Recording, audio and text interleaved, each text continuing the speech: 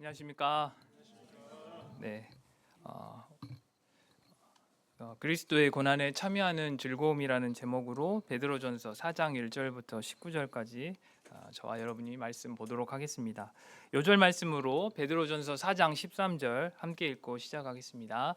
시작. 오히려 너희가 그리스도의 고난에 참여하는 것으로 즐거워하라. 이는 그의 영광을 나타내실 때 너희로 즐거워하고 기뻐하게 하려 함이라. 2025년 신년 수양회를 허락하신 하나님께 감사드립니다. 어저께 말씀에서 배웠듯이 베드로전서는 사도 베드로가 고난 중에 있는 소아시아의 그리스도인들에게 전하는 편지입니다. 우리는 앞선 말씀을 통해 우리 성도들의 정체성이 무엇인지 배웠습니다. 그것이 무엇일까요? 네, 영원한 하나님 나라 산소망을 붙들고 가는 사람들입니다. 또 왕같은 제사장들입니다. 그런데 왕같은 제사장일지라도 세상을 살아가면서 숱한 고난을 겪습니다. 특히 오늘의 말씀의 고난은 그저 조금 고생스러운 정도의 고난을 말하지 않습니다. 불시험이라고 할 정도로 매우 고통스러운 것입니다. 우리도 세상을 살아가면서 또 복음 역사를 섬기면서 그리스도인이기에 겪는 고난들이 있습니다. 이런 우리에게 오늘 말씀이 가르쳐주는 고난의 의미가 무엇입니까? 또 이런 고난을 대하는 우리의 자세는 어떠해야 할까요? 오늘 말씀이 새해를 맞이하는 목자님들에게 큰 힘과 위로가 되기를 소망합니다. 목자님들과 여러분들에게 네, 파트 1 하나님의 은혜를 맡은 청지기 1절부터 11절까지입니다. 1절 다 함께 읽어보겠습니다. 시작. 그리스도께서 이미 육체의 고난을 받으셨으니 너희도 같은 마음으로 갑옷을 삼으라. 네, NIV에 보면 제일 앞에 therefore 되어 있죠. 네, 그러므로라고 이제 시작하는데 3장 뒷부분과 연결되는 말씀이기 때문에 그러므로로 시작합니다. 앞 내용은 예수님이 십자가 고난을 통해 부활과 하늘 영광에 들어가셨다는 것입니다. 예수님은 아무 죄가 없는 분이시지만 우리 죄인들을 구원하시기 위해 십자가상에서 모진 고초를 당하셨습니다. 십자가에 죽기 전날 밤 겟세마네 동산에서의 기도를 보면 예수님도 십자가만큼은 감당하기 어려워하시고 피할 수 있으면 피하고 싶으셨던 모습을 알 수가 있습니다. 하지만 그 고난이 인류 구원을 위한 하나님의 뜻임을 알고 순종하셨습니다. 예수님은 이때 어떤 생각으로 고난을 감당하셨을까요? 히브리서 12장 2절이 이를 잘 말해줍니다. 그는 그 앞에 있는 기쁨을 위하여 십자가를 참사 부끄러움을 개의치 아니하시더니 하나님 보좌 우편에 앉으셨느니라. 예수님은 자기 앞에 주어진 기쁨을 위하여 십자가를 참았고 부끄러움을 의식하지 않으셨습니다. 예수님 앞에 있는 기쁨은 하나님 보좌 우편에 앉는 것입니다. 이것은 만왕의 왕으로서 만물의 통치권자가 되는 것입니다. 예수님의 이 모습은 고난 앞에서 우리가 어떤 자세를 가져야 하는지 좋은 본이 됩니다. 우리는 그리스도인으로 인생 속에서 겪게 되는 고난들이 있습니다. 크게 이제 세 종류로 생각해 볼 수 있는데, 첫 번째는 건강 문제로 인한 고난입니다. 신경 써야 할 많은 사역들이 있기 때문에 몸이 피곤하고 파김치가 돼도 사역을 감당하고 모임에 참석해야 할 때가 있습니다. 또한 우리가 살아가면서 생각하지 못한 질병을 겪을 수도 있고 사고를 당할 수도 있습니다. 두 번째는 사람들과의 관계에서부터 오는 고난입니다. 예수님 믿는다고 가족이나 동료들로부터 조롱을 받을 수도 있고 술과 음란을 피하는 등의 경건 생활을 하는 것으로 인해서 직장에서 불이익을 당할 때도 있습니다. 또한 내가 속한 공동체에서 대인관계에 의해 오는 스트레스가 있을 수 있습니다. 목자님들은 제자 형성이 잘 안 되고 있던 양마저 떠나가는 것이 고난이 됩니다. 셋째는 물질 문제로 인한 고난입니다. 청년들이 사명의 땅인 광주에서 일자리를 구하고자 하지만 정작 취업할 곳이 많지 않기 때문에 취직이 어렵습니다. 학사가정 목자님들은 자녀들이 커갈수록 지출은 늘어가고 물가, 집값 등 모든 것이 다 상승하지만 정작 월급은 인상되지 않으니 살림살이가 빡빡합니다. 그러나 그런 와중에서도 양들과 동역자들을 물질로 또 모든 것으로 섬기는 십자가를 감당해야 합니다. 이런 고난들이 없으면 정말 참 좋을 텐데 때로는 이 건강, 관계, 물질의 고난들이 한꺼번에 쏟아질 때 우리를 참으로 힘들게 만듭니다. 우리는 이런 고난 앞에서 하나님 왜 제게 이러십니까? 왜 하필 접니까? 라면서 힘들어할 수 있습니다. 그러나 우리는 예수님을 본받아 앞에 주어진 기쁨을 바라보면서 고난을 잘 감당해야 합니다. 지금의 고난은 잠시 있다 지나가는 것입니다. 그렇다면 앞에 우리에게 주어진 기쁨에는 어떤 것들이 있을까요? 고난 후에 말씀의 신실함을 경험하는 기쁨이 있습니다. 또한 관계가 회복되는 기쁨이 주어집니다. 고난을 통해 맺혀지는 성숙의 열매들이 있습니다. 하나님의 축복하심을 경험하게 됩니다. 더 나아가 주님과 함께 영원히 왕노릇할 하나님 나라에 들어가는 부활의 영광이 있습니다. 우리도 예수님처럼 우리 앞에 놓여진 기쁨을 바라보면서 성도로서 겪는 고난을 잘 감당할 수 있기를 기도합니다. 그렇다면 이런 가치관으로 살도록 사도 베드로가 권면하는 이유가 무엇입니까? 즉, 고난의 의미, 고난에 담겨진 하나님의 뜻은 무엇입니까? 2절 말씀과 같이 다시는 세상의 정욕을 따라 살지 않고 하나님의 자녀로 남은 인생을 살아가게 하기 위해서입니다. 고난은 어떻게 해석하는가가 아주 중요한 것 같습니다. 세상 사람들은 고난을 보통 어떻게 해석합니까? 잘못한 게 있으니까, 뭔가 그럴 만한 거리가 있으니까 고난 또는 징계를 받는다고 인과응보적으로 잘 해석을 합니다. 운이 없어서 그런 고난을 당한다고 생각하는 사람들도 있죠. 우리가 이런 인과응보적인 기복주의적인 가치관으로 모든 고난을 해석할 때 의로운 욥을 비난했던 새 친구들처럼 나 또는 다른 사람이 하나님 앞에서 뭔가 잘못하기 때문에 고난을 받는다고 자책하거나 또는 정죄하게 될 것입니다. 만약 우리가 하나님 앞에서 뭔가 잘못해서 고난을 받는다면 우리는 하나님 앞에 드린 것이 죄밖에 없는 존재들이기 때문에 매일 아니 일평생 고난만 당해야 될 것입니다. 그렇지 않습니까? 또한 하나님께서 우리의 죄와 잘못에 대한 대가를 우리에게 직접 물으시고 고난을 주신 분이시다면 우리가 직접 십자가를 지게 하셔야지 사랑하는 아들이신 예수님을 우리 죄를 대신하여 십자가를 지도록 하지 않으셨을 것입니다. 그러므로 우리 성도들은 고난을 하나님의 자녀로서 합당하게 빚어지기 위한 훈련이요 연단임을 영접해야 합니다. 성도들이 이런 가치관이 없을 때 고난이 힘들고 삶이 싫어집니다. 이때 자기도 모르게 편한 것, 죄악된 예전의 본성대로 살고 싶어집니다. 마음대로 살아도 고난 받을 것이고 절제하며 살아도 고난 받을 것인데 하고 싶은 대로 사는지 않겠습니까? 여러분 그렇지 않습니까? 안 그런 분도 있겠죠. 마가 목사님 같은 분들은.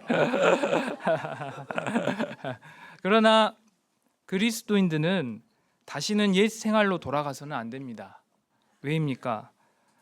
여러분도 잘 아시다시피 느끼시다시피 음란, 종욕, 술과 방탕, 향락과 무법한 우상 숭배를 하며 세상 사람들과 다름없이 살아가는 때는 지나간 때로 족하기 때문입니다.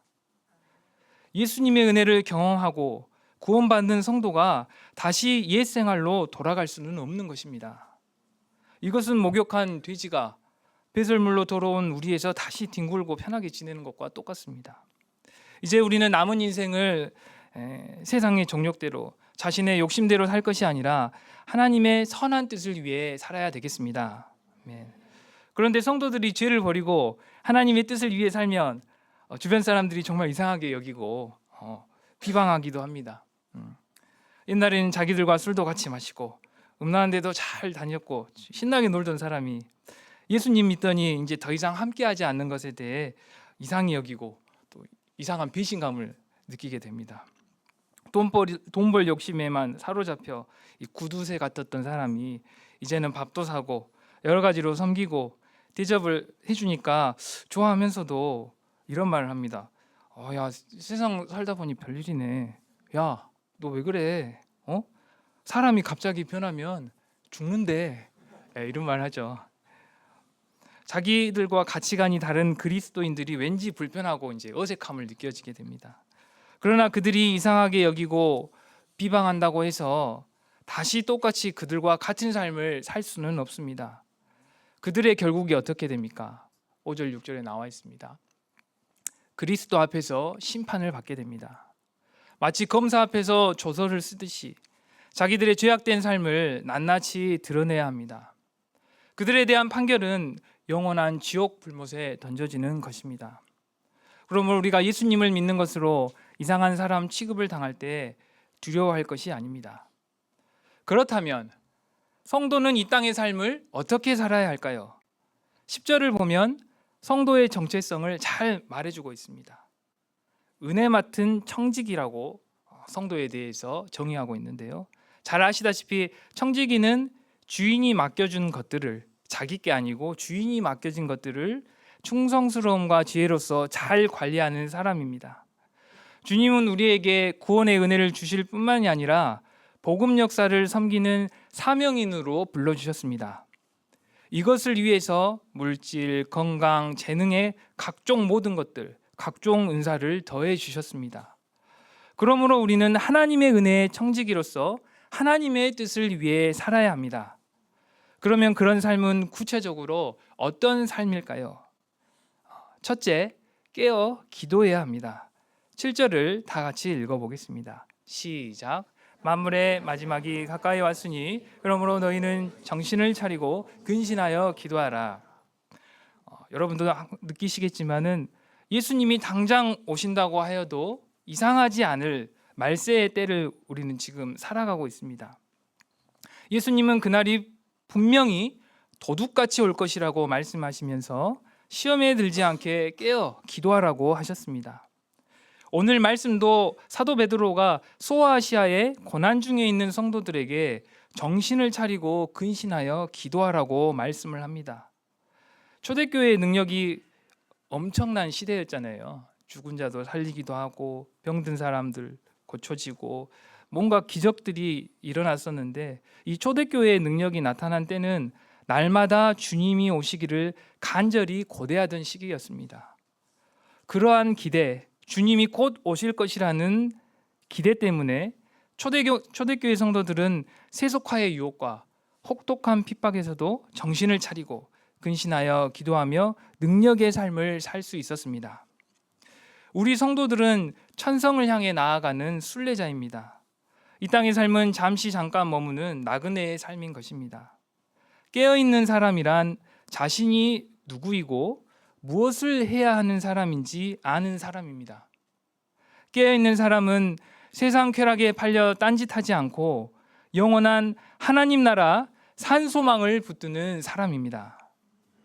이런 가치관을 가지고 고난 중에도 선을 행할 수 있도록 주님을 의지하는 것이 바로 깨어 기도하는 것입니다.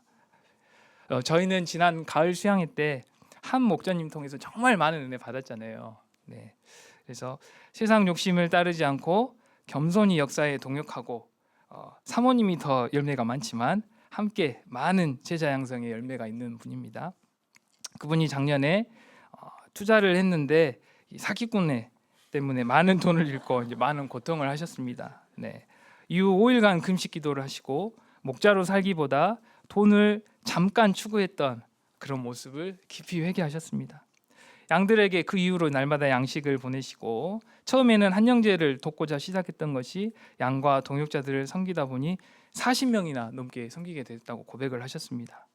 목자님은 날마다 양식을 보내려고 전날부터 말씀을 묵상하고 새벽 기도도 양식을 정리해서 보냈습니다. 다른 사람에게 보낼 정도면 듣고 은혜가 될 정도의 수준은 돼야 되잖아요. 네. 어마어마하게 묵상하고 생각하고 신앙서적도 찾아보시고 그러셨을 것 같아요. 네. 날마다 양식을 본인께서 섬기시니까 연구하니까 하나님의 말씀이 하나님의 위로가 하나님의 능력이 목자님에게 임하게 되고 하나님에 대한 믿음도 견고해지게 되었습니다. 하나님의 은혜로 꾸준히 열매로 한 형제를 목자로 세우게 되고 또 다른 양들을 얻어 꾸준히 일대일하고 팀원들을 열심히 섬기고 계십니다. 이거 너무 많은데 그 외에도 요한복음 영어 암송, 또 성경 일독방 성경 읽기도 매일 감당하십니다. 직장 생활과 바쁜 사역들로 인해 몸이 파김치가 되죠. 피곤하시잖아요. 다 피곤하지만 목자님의 영혼은, 몸은 피곤하지만 목자님의 영혼은 말씀으로 인해 기쁘다고 고백하였습니다. 이 고백이 정말 중요한데요. 세상으로 향하는 자신에게 하나님이 인생 채찍으로 훈련하시고 깨어 기도하며 하나님의 뜻을 섬기도록 인도하신다고 고백을 했습니다. 말씀에 붙들림 받은 삶을 살고자 하는 목자님을 보면서 우리는 어떤 걸 느꼈습니까? 저렇게 하면 안 되겠다, 투자하면 안 되겠다, 그런 건 느낀 거 아니잖아요. 깨어서 말씀을 감당하고 하나님 앞에서 살고자 하는 그 모습을 통해 우리가 감동을 받았잖아요. 저희가 새해 정신을 차리고 깨어 기도하며 말씀을 전하며 제자 양성의 사명을 힘써 감당할 수 있기를 기도합니다. 둘째, 형제를 뜨겁게 사랑해야 합니다.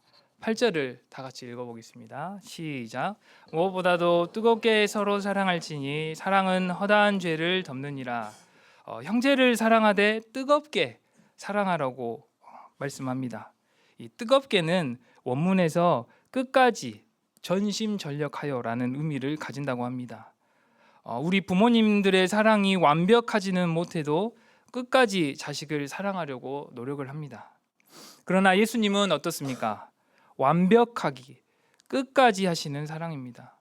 예수님은 우리의 죄와 연약함을 보고 포기하지 않으셨습니다. 십자가 섬기기 힘들다고 하지 않으셨습니다. 이런 끝까지의 사랑의 특징이 무엇입니까? 허다한 죄를 덮습니다. 야고보서 5장 20절에도 죄인을 미혹된 길에서 돌아서게 하는 자가 허다한 죄를 덮을 것이라고 말을 하였습니다. 예수님이 십자가에서 죽기까지 우리를 사랑하셨기에 그 사랑이 우리의 죄를 덮는 것처럼 예수님의 용서의 사랑을 덧입은 성도들도 다른 형제의 죄를 사랑으로 용서할 수 있습니다. 우리의 사랑만이 형제의 허다한 죄를 덮습니다. 예수님이 말씀하셨습니다. 새 계명을 너희에게 주노니 서로 사랑하라. 내가 너희를 사랑한 것 같이 너희도 서로 사랑하라. 너희가 서로 사랑하면 이로써 모든 사람이 너희가 내 제자인 줄 알리라.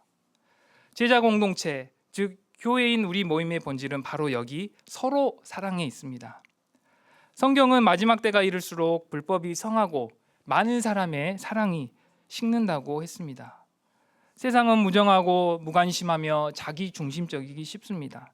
다들 자기 일, 자기 공동체, 자기 행복에만 관심을 가집니다.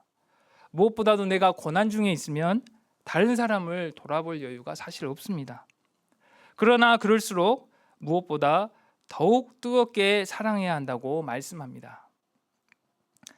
제가 항상 소감에 쓰는 건데, 제가 제일 처음에 우리 모임에 왔을 때 느꼈던 가장 인상 깊었던 것은 사랑이 넘치는 모임 같아 보인다는 것이었습니다. 목자님들이 나이, 사회적 지위와 상관없이 예수님의 사랑으로 서로를 존중하고 겸손하게 섬겼습니다. 동역자들의 형편도 돌아보고 물질이 필요한 자들에게는 물질을, 병들고 연약한 자들에게는 신방과 중보 기도를, 또 양들에게는 육적, 영적 양식을 제공하는 삶을 살았습니다. 슬픈 일이 있을 때는 함께 근심하며 슬픔을 나누고 기쁜 일이 있을 때는 함께 기뻐하며 즐거워하였습니다. 예수님은 이렇게 사랑이 충만한 우리 모임에 그동안 많은 캠퍼스 영혼들을 보내주시고 구원 역사를 이루어 가셨습니다. 지금도 여전히 어찌하든지 낮아져 서로 섬기고 합심 동역을 이루며 믿음의 좁은 길을 함께 걸어가는 겸손한 목자님들의 모습을 볼 때 이 악하고 어지러운 세상 가운데 위로와 기쁨이 됩니다. 아멘. 우리 서로 옆 사람에게 사랑합니다, 감사합니다 한번 고백해 볼까요? 네, 사랑합니다, 감사합니다. 네, 감사합니다. 네. 네. 어색하죠? 부부간에도 잘 고백 안 하는데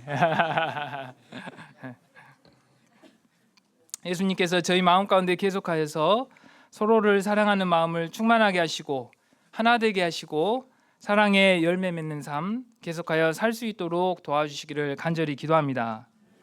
셋째, 충성스럽게 섬겨야 합니다. 10절을 다 같이 읽어보겠습니다. 시작. 각각 은사를 받은 대로 하나님의 여러 가지 은혜를 맡은 선한 청지기 같이 서로 봉사하라. 모든 성도는 하나님이 주신 은사들이 있습니다. 은사들이 각각 다 있으시고 또 뛰어난 은사들을 많이 갖고 계시죠. 그런데 이 성도들은 이 은사를 가지고 자기를 내세울 것이 아니라 공동체가 든든히 서갈 수 있도록 섬겨야 합니다. 선한 청지기는 다른 말로 하면 충성스러운 faithful 청지기입니다. 하나님이 주신 은사로 자기 영광 만족을 위하여서 사용할 것이 아니라 충성스럽게 섬기고 주님께 하듯 해야 합니다. 만물의 마지막 종말이 가까운 때를 살아가는 우리가 하나님의 은혜를 맡은 청지기로서 충성스러운 종으로 서로를 섬길 수 있기를 기도합니다. 네, 파트 2 그리스도의 고난에 참여하는 것으로 즐거워하라. 12절부터 19절까지 말씀입니다. 12절을 다 같이 읽어보겠습니다. 시작. 사랑하는 자들아 너희를 연단하려고 오는 불시험을 이상한 일 당하는 것 같이 이상히 여기지 말고. 현재 베드로전서를 읽는 성도들은 예수님을 믿음으로 인해 고난을 받고 있는 상황입니다. 그런데 베드로는 이 고난이 여기서 끝난다, 너희들이 행복해질 것이다, 이렇게 말하는 것이 아니라 더 큰 불시험이 온다고 말하고 있습니다. 어저께 에스라 목사님이 말씀해 주셨듯이 역사적으로 볼 때 이 불시험은 로마 네로 황제의 기독교 대박해를 의미합니다. 네로 황제의 이미지가 뭐죠? 폭군. 가장 대표적인 기행으로 알려진 게 뭡니까? 화재죠. 이렇게 쭉 사진 보면 저기 하프인가요, 저게? 불태우고 이거를 노래하면서 아름답다 하면서 하프 켰다고 그렇게 막 알려져 있잖아요. 그래서 이제 폭군의 이미지인데요.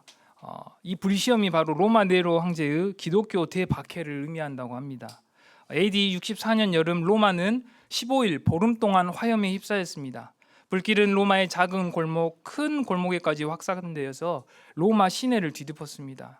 당시 지도자인 폭군 네로는 로마를 새롭게 해봐야 되겠다는 말을 자주 하였다곤 하는데, 그가 불을 지르도록 명령하고 군인들이 그 불을 끄지 않고 방치한다는 소문이 돌았습니다.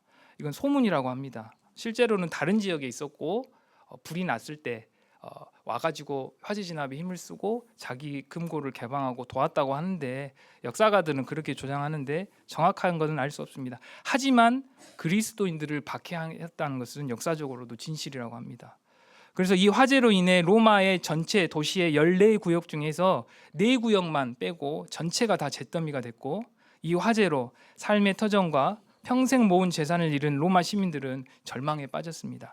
민심이 흉흉해져 가고 사람들의 특징은 지도자들에게 이제 투사를 하죠. 네로 황제의 책임이라고 생각하는 시민들의 이제 원성이 극에 달하니까 네로 황제는 그리스도인들이 화재의 주범이라고 이제 덮어 씌웠습니다. 이로 인해 그리스도인들이 큰 환란을 맞게 되었습니다. 사람들은 그리스도인들을 잔혹하게 핍박했습니다. 그리스도인들을 죽여서 불을 밝히는 등불의 기름으로 쓰고, 콜로세움에서 동물의 가죽의 옷을 입혀가지고 동물처럼 보이게 해서 사자와 같은 맹수의 먹이가 되게 했고, 산채로 사람을 못 박는 십자가형이나 잔인한 고문으로 죽여갔습니다. 그야말로 그리스도인들에게는 불같은 시험이었던 것입니다. 우리 민족 역시 가슴 아픈 시절을 보냈습니다. 일제강점기에는 신사참배 문제로, 6.25 전쟁 기간에는 공산당들이 기독교를 믿는다고 하면 죽였습니다. 신앙의 선배들이 이로 인해 많은 고난을 당했습니다. 목숨을 내놓으면서까지 예수님을 부인하지 않고 신앙의 절개를 지켜낸 그분들이 있었기에 한국교회가 다시 일어날 수 있었습니다. 지금도 세계 방방 곳곳에서 교회를 향한 잔인한 핍박들이 이어지고 있습니다. 북한, 중국, 이슬람 국가의 성도들은 자신의 목숨을 걸고 신앙생활을 해야 합니다. 예수님이 나의 유일한 구원자시라는 고백으로 인해 세계 곳곳에서 영육 간의 핍박이 계속되고 있습니다.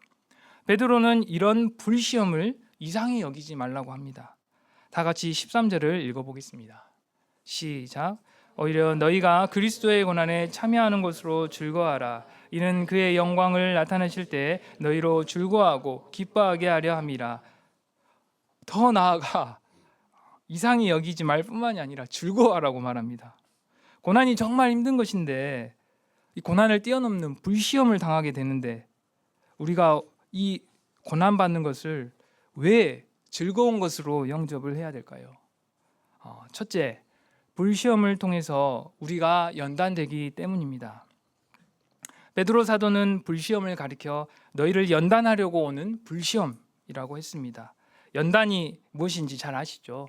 뜨거운 풀무불에서 쇠를 넣어가지고 이렇게 달구어가지고 두드리는 작업이잖아요. 그래서 이런 연단의 과정을 통해서 물렀던 쇠가, 아무 쓸모없었던 쇠가 단단한 강철로 변하게 됩니다. 이와 마찬가지로 불시험은 우리를 연단하는 의미가 있습니다. 뜨거운 불시험을 이겨내고 나면 우리를 연약하게 했던 세상의 더러운 불순물들, 자기 영광, 안목의 정욕, 육신의 자랑들이 다 태워지고 견고한 믿음의 사람으로 빚어지게 됩니다. 둘째, 불시험을 기뻐해야 되는 이유는 우리에게 주어지는 불시험이 그리스도의 고난에 참여하는 것이기 때문입니다. 13절을 보면 베드로는 우리 신자들이 당하는 불시험이 바로 그리스도의 고난에 참여하는 것이라고 말을 합니다. 여기서 참여한다는 말은 헬라어로 코이노니아입니다. 코이노니아 많이 들어보셨죠? 네, 교제한다는 뜻이잖아요. 그래서 그리스도인들은 고난과 교제한다는 의미가 됩니다. 우리가 당하는 고난이 예수님과 더 친밀한 교제를 갖도록 만들어줍니다. 예수님과 고난을 함께 나누는 사이, 생사의 위기를 함께 겪는 사이, 우리 생사의 위기를 같이 겪는 사이를 뭐라고 부릅니까? 전우, 전우라고 하죠. 전우가 예수님과 전우가 되는 거예요. 우리 어저께 그 심포지움 때 조순, 김반석 형제가 이렇게 저희가 보기에는 그렇게 슬플까 생각이 되는 대로 이렇게 막 눈물로써 이렇게 했잖아요. 왜? 공동방 생활이 그래도 자기를 부인하고 훈련받는 전우와 같은 생활이잖아요. 세상에 이런 우리 그 어렸을 때 힘들었을 때 같이 했던 사람이 평생의 친구가 되고 함께 하잖아요. 모든 사람들을 보면 대통령도 그렇고 모든 사람들이 그렇습니다. 조강지처도 그런 뜻이잖아요. 힘들 때 같이 했던 동역자, 힘들 때 같이 했던 관계만큼 떼어내기 힘든 그런 가까운 관계가 없습니다. 그렇게 생각하시죠? 그렇습니다. 그래서 이 예수님의 고난에 동참하는 것은 우리가 예수님과 정말 가까워지는 겁니다. 우리가 뭐 예수님과 깊이 교제하고 싶다, 함께하고 싶다, 동행하고 싶다, 잘 우리가 말하고 원하잖아요. 그런데 예수님과 가까이 교제하는 가장 좋은 방법은 그분의 고난에 동참하는 것입니다. 사도행전 5장 잘 아시잖아요. 베드로와 사도들이 성전에서 예수님의 복음을 백성들에게 가르치다가 긴급 체포되어서 이 공회에서 무서운 채찍의 형벌을 당합니다. 당시 채찍형은 아시다시피 맞다가도 죽을 수 있는 무서운 형벌이었죠. 맞으면 등뼈가 드러나기도 하고 피가 흐르고 이 만신창이가 되잖아요. 맞았을 때 사도 베드로와 제자들이 뭐라고 고백했습니까? 아빠 죽겠다, 이제 못 해먹겠다, 그러지 않았잖아요. 사도행전 5장 41절을 보면 채찍에 맞은 사도들이 오히려 예수 그리스도의 이름을 위하여 능욕받는 일에 합당한 자로 여기심을 기뻐하면서 찬양하면서 공회 앞을 떠났습니다. 사뭇 다르죠. 예수님 잡혀가실 때 죽기 싫어가지고 예수님 버리고 도망갔잖아요. 완전 반대된 삶이 됐습니다. 사도 바울도 골로새서 1장 24절에 이렇게 고백합니다. 나는 이제 너희를 위하여 받는 괴로움을 기뻐하고 그리스도의 남은 고난을 그의 몸된 교회를 위하여 내 육체에 채우노라. 우리가 복음을 위하여 또한 그리스도의 몸된 교회를 위하여 받는 모든 고난과 헌신들이 바로 그리스도의 고난에 참여하는 것입니다. 셋째로 우리가 불시험 속에서도 기뻐해야 할 가장 큰 이유는 장차 영광의 주님 앞에서 기뻐하게 될 것이기 때문입니다. 13절 하반절을 보십시오.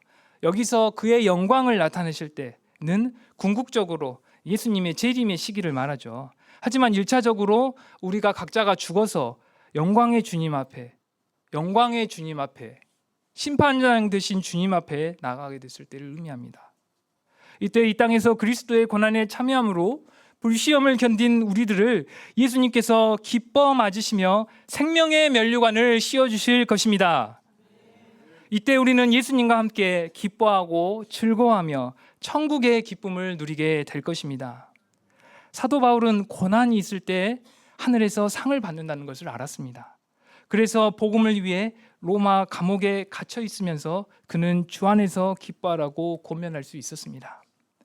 신학자 앨리스터 맥그레스는 고난이 정말 기쁨이 된다는 사실을 이렇게 썼습니다. 신약 성경은 이 세상에서 그리스도인이 받는 고난이 진짜 리얼하다고 말한다. 그렇다면 우리에게 주신 하나님의 약속과 영생의 소망과 장차 받을 영광도 진짜다. 그의 말처럼 고난이 진짜라면 앞으로 우리가 받을 영광과 상급도 진짜입니다. 고난이 가상이나 허구가 아니기 때문에 하나님의 상급도 허구가 아니라는 것입니다. 진짜이기 때문에 아프고 때로는 견디기 어려울 정도로 고통스럽습니다. 그러나 우리가 장차 받을 영광도 진짜이기 때문에 영적으로 기뻐하고 즐거워할 수 있습니다. 고린도후서 4장 17절은 말합니다. 우리가 잠시 받는 환난에 경한 것이 지극히 크고 영원한 영광에 중한 것을 우리에게 이루게 함이니. 아멘. 넷째로 영광의 영이신 성령님께서 치욕을 당한 자들과 함께 해주시기 때문에 우리가 고난당할 때 기뻐할 수 있습니다. 14절을 보십시오. 너희가 그리스도의 이름으로 치욕을 당하면 복 있는 자로다. 영광의 영 곧 하나님의 영이 너희 위에 계심이라. 우리가 이제 복음 역사를 섬기다 보면 그리스도의 이름으로 치욕을 당할 때도 있습니다. 큰 치욕은 아니지만 우리가 이제 전도하기 위해서 캠퍼스에 나가면 학생들이 반겨주는 분도 있죠. 아, 왜 이제야 오셨어요? 하고 이렇게 잘해주고 연락처 줬는데 먼저 스스로 연락해 주시고 또 와주시는 분도 간혹 있죠. 네. 있습니다. 아멘. 근데 이제 대부분은 딱 이제 말 붙어보면 어때요? 딱 이렇게 위아래 보잖아요. 이렇게 이게 뭐야? 막 이렇게 보잖아요.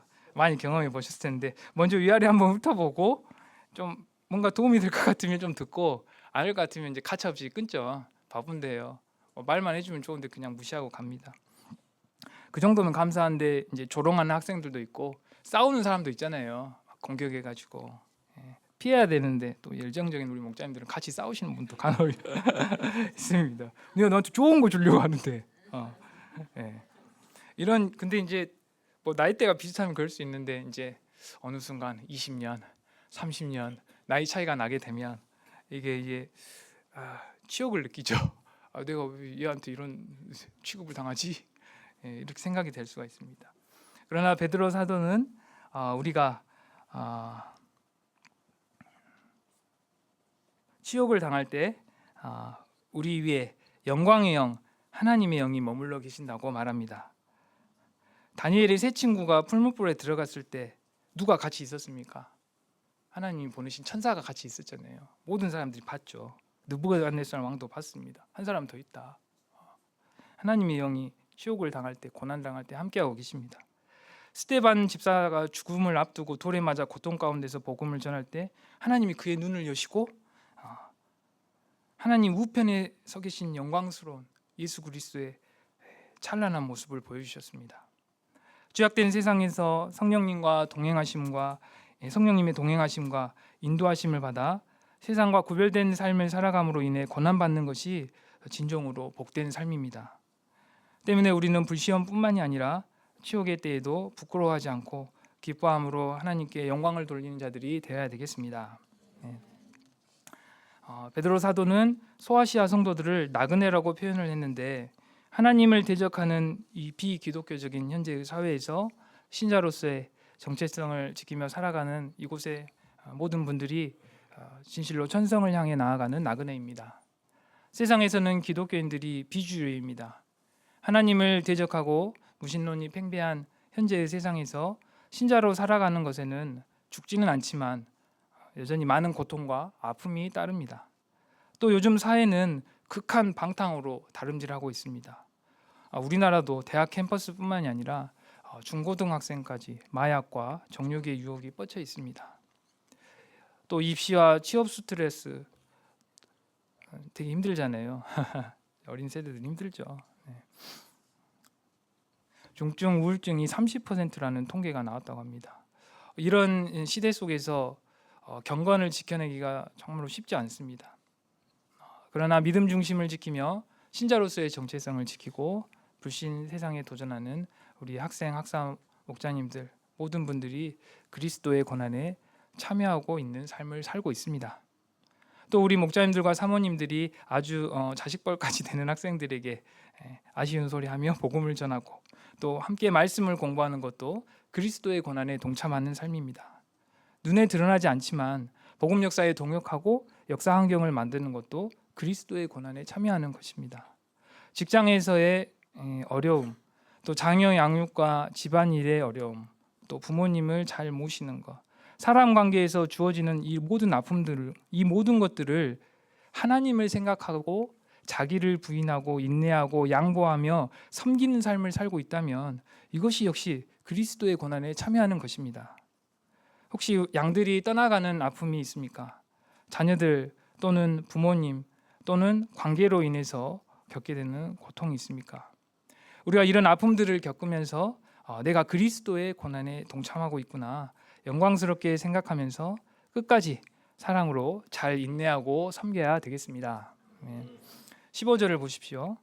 우리가 분명히 알아야 할 것은 내가 죄를 범함으로 당한 고난, 당연히 죄를 범함으로 당하는 고난도 있죠.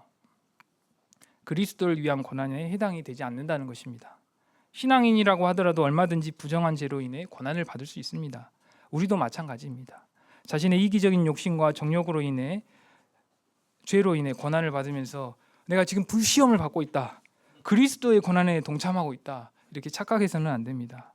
이때는 자신의 잘못을 깨닫고 부끄러워하고 회개해야 합니다. 17절을 보십시오.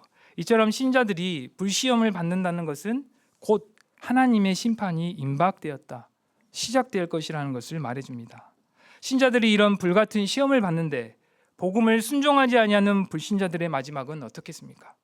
성경에는 이때의 심판을 불과 유황으로 타는 못에 던져져 영원토록 뜨거운 고통을 당할 것이라고 말합니다. 그러므로 마지막 심판을 믿는 우리는 감당하기 어려운 고난이 온다 할지라도 두려워하지 말아야 되겠습니다. 우리 영혼을 창조주 하나님께 맡기고 끝까지 선을 행해야 되겠습니다. 19절을 다 함께 읽어보겠습니다. 시작. 그러므로 하나님의 뜻대로 고난받는 자들은 또한 선을 행하는 가운데 그 영혼을 미쁘신 창조주께 의탁할지어다. 여기서 미쁘다는 믿을만하다, 신뢰할 만하다, 한결같다라는 의미입니다. 사도 베드로는 믿을 수 있고 신뢰할 만하며 한결같으신 창조주 하나님께 우리의 삶을 의탁하라고 권면합니다. 고난은 신실하신 하나님, 창조주 하나님을 만나는 통로가 됩니다.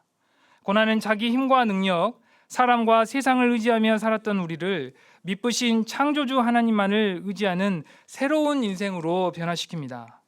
하나님은 고난을 통해 왜 하필이면 내게 이런 고통이라고 원망의 마음, 반응을 하였던 우리를 하나님이 이 일을 통해서 내가 무엇을 하기를 원하시는가 라며 하나님의 뜻을 구하는 자로 변화시켜 가십니다.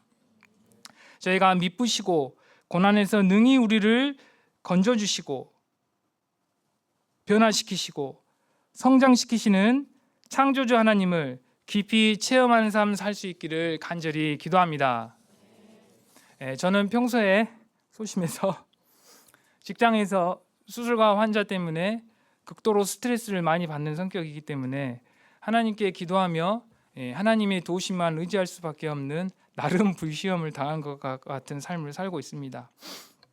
이런 연단의 과정 속에서 제 안에 있는 물질에 대한 탐심, 정욕, 사람들의 인정을 구하는 그런 불순물들이 제게는 아무 의미가 없음을 고백하게 하시고 오직 매 순간 제게 구원을 베푸시는 하나님을 의지하고 사모하는 자로 변화시켜 가십니다.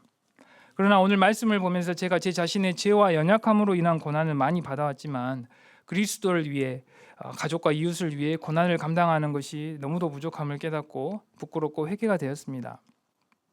하나님께서 제가 자진하여 그리스도와 이웃의 고난에 동참하고 사랑하며 섬기는 삶을 살도록 도전하심을 깨닫게 됩니다. 지금까지 예수님을 믿는 자로서 나름 자기 부인과 자기 십자가를 지는 삶을 살아왔다고 생각했습니다. 모든 일상의 일들 가운데 예배와 교회 모임 참석을 최우선으로 하였고, 주일 예배를 지키기 위해 일요일 당직 근무를 하는 대신에 지난 6년간 모든 공휴일에 당직 근무를 하였습니다.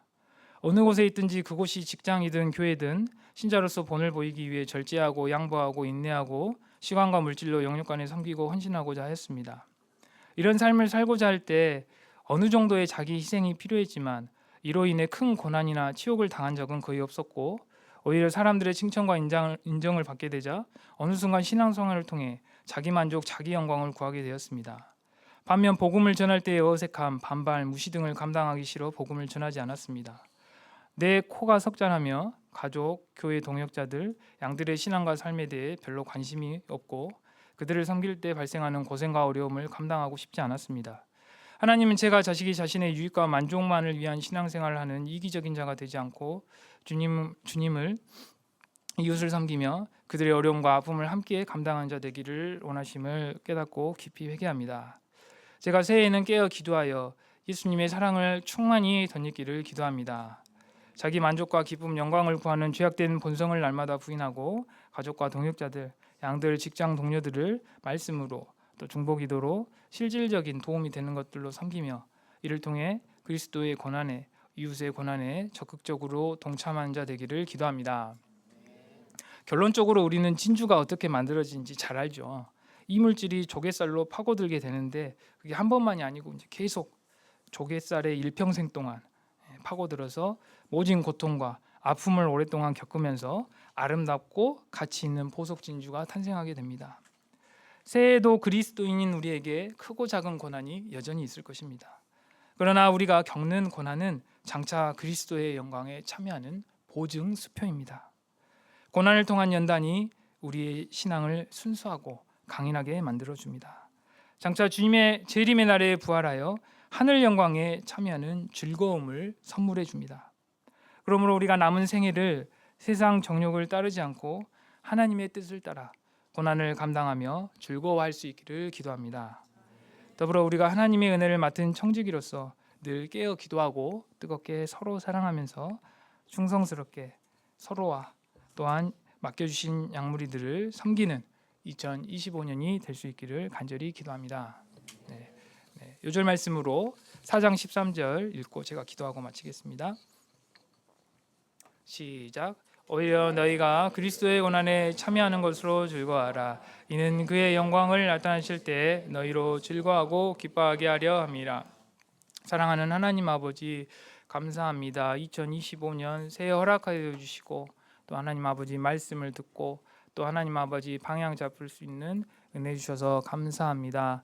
하나님 아버지, 저희가 하나님께서 정말 저에게 은사들을 주시고 축복을 주시고 하나님 이것들을 통하여서 그리스도를 섬기기 위해 또 이웃들을 섬기기 위해 하나님 아버지 이것들을 주셨는데 저희들이 이것들을 통하여서 하나님께 영광을 돌리고 선한 청지기로서의 삶 25년도 살아갈 수 있도록 도와주시기를 간절히 기도합니다. 무엇보다도 깨어 근신하고 기도하며 또 하나님 아버지 서로 사랑하여서 정말 저희의 사랑을 보고 또 믿지 않는 자들이 하나님 아버지 감동을 받고 또 예수님께 돌아오는 놀라운 역사가 저희 교회를 통해서 일어날 수 있도록 도와주시고 저희가 믿는 성도로서 겪게 되는 여러 가지 고난과 환난의 때에 함께하여 주시고 이를 통하여서 예수님을 더욱더 알아가고 예수님과 가까이하며 동행하는 25년 한 해가 될 수 있도록 도와주시기를 간절히 기도합니다. 감사하며 예수님의 이름으로 기도했습니다.